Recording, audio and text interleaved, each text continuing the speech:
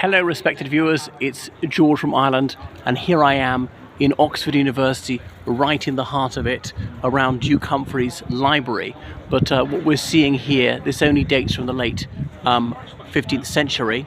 Anyway, so Oxford University dates back in some form to the late 12th century. There were various monasteries around here. The monks, they were teaching, but Oxford University as such, it dates from probably the early 13th century. Now, UNIV, as in University College Oxford, claims to be the oldest college in Oxford University, founded in 1249, but it is disputed by Merton and Balliol. It's unclear exactly what constitutes a college. So they're all within half a mile of here, but they don't necessarily occupy their original site. So this is the oldest university in the British Isles, the oldest university in the Anglosphere, the third oldest extant university in the world. The University of Bologna and the University of Paris are the only ones that are older. Obviously in ancient Greece, ancient China and India, there were universities, but they no longer continue to this day. Anyway, so up here we see a relief statue of, sculpture of King James I. Okay, so it says in Latin there, the most learned king who munificently caused this work to be expanded and so on, and filled the library. And it goes on about the debt that we owe him because of the gifts that he happily bestowed upon the academy, as in the university.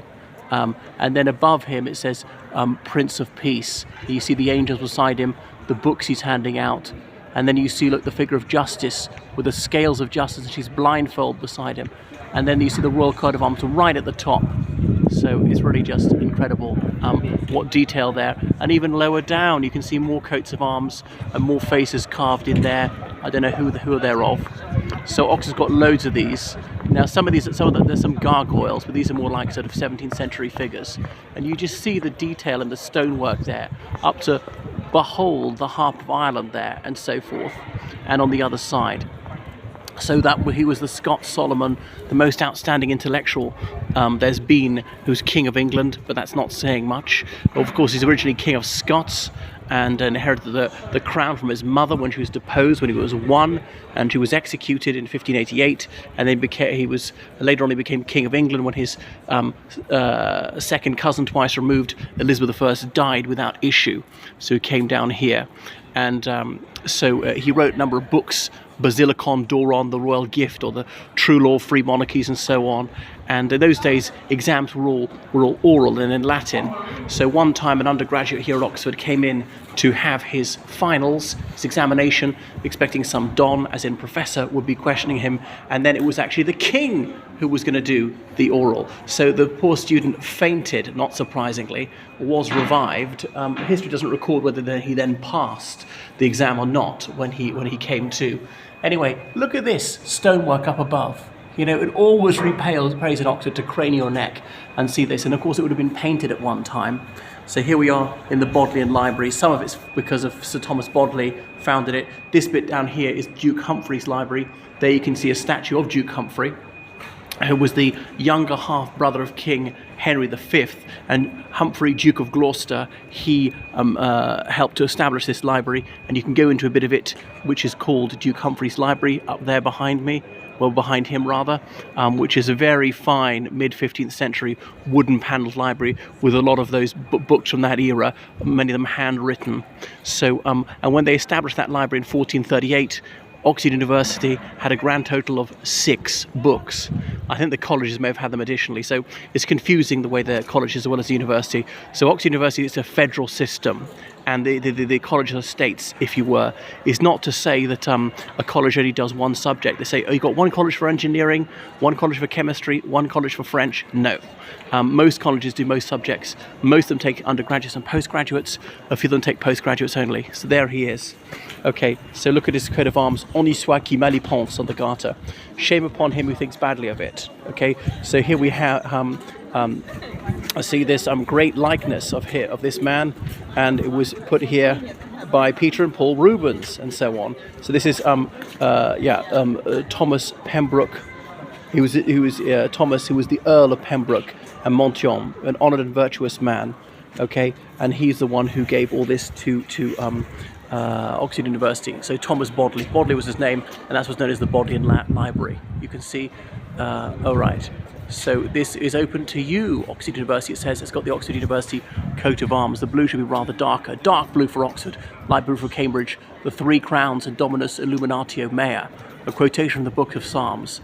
And as every child can tell, Dominus Illuminatio Mea means the Lord is my light. Anyway, so yeah, looking right up, you can see a lot more of these gargoyles there to ward off the evil spirits. Some people's initials. I'm not sure that would scare off the evil spirits. So there are many, many of them, but there's some joke 19th century ones to look like kangaroos and so forth. There was a book, Oxford and Empire, showing some of these things. So maybe you get an idea of the scale of the place now. And I'm always conscious when I rewatch my videos, I do these things too fast, because I've seen this thing myriad times. You've never seen it before, gentle viewer. So you need time to focus and think, what am I actually looking at before I move on? But I'll show you some of the faces which I find more amusing, a little bit curious. So coming over to this archway here, how about these faces here, which are looking very early 20th century? The fact they're clean shaven tells you something. Look at his tonsure, this chap over here. Now he's not going to frighten anyone off. And who's this over here? Is that Rudyard Kipling? And look at the books behind him. Okay, and another dedication, okay, to the Earl of Pembroke. Right, and so he was Chancellor of this university and so on. And his motto, "And I will serve." And it's got the royal mottos, as well. Okay, honi soit qui mal y pense. Shame upon him who thinks badly of it. Relating back to the Order of the Garter, when Edward III picked up a lady's garter, and to suggest this was not a lascivious gesture. And you see that School of Music, the School of Astronomy and Rhetoric and so on, with all these Latin titles. You don't have to know any Latin at all to come here these days, not since Responsions was abolished. That was the admissions test of the 1960s, where they used to test people in Latin, Greek and mathematics. No test in English, mind. The idea, if you'd mastered those languages, patently, you were good enough at English. And of course, well into the 19th century, most of the lectures and exams were in Latin, but that actually helped them make it international. And you go back to the early 18th century, almost all academic books were published in Latin anyway. Newton published all his works in Latin, Clavis Mathematicae and all the rest of it. You see the School of Grammar and History and so forth. So even though they were studying things through Latin or ancient Greek, they were still studying history, philosophy, whatever, physics through these things, and the School of Metaphysics. And so it goes on. So that is a little bit of the Duke Humfrey's library, the Bodleian Library, right at the heart of Oxford University. And then up here you can see the Oxford University coat of arms. So this is in rather better shape. And the 2 angels, these ladies are holding it up. You see the 3 crowns more clearly there. Is it focused yet? Dominus Illuminatio Mea. The Lord is my light. Well, thank you so very much for watching this, and I hope to film inside these buildings someday and look at the coat of arms as we go out. And yet again, the University coat of arms overhead. And out towards the Clarendon building here, which is currently, that's the Clarendon building, but it's currently under wraps, undergoing some renovation. So many, many happy days I spent here. So you can't see what that's about. Named after the Earl of Clarendon, who was Chancellor in the late 17th century. Donated a lot of money from the proceeds of his sale of his book, The Great Rebellion, which is about the English Civil War. And just here is the Sheldonian Theatre, named in honour of the Earl of Sheldon. There was a Prime Minister by that title indeed, but he's not the one who this is named after. And you see the cupola up there. You can pay to go in there as a tourist. I mean, you can see most of this as a tourist, actually. All right, I shall turn it off for the moment. So thank you so much, and I hope you enjoyed your whistle-stop tour of some of the focal points of Oxford University, some of the most historic parts of the university. And here it is, the most ancient university in the Commonwealth.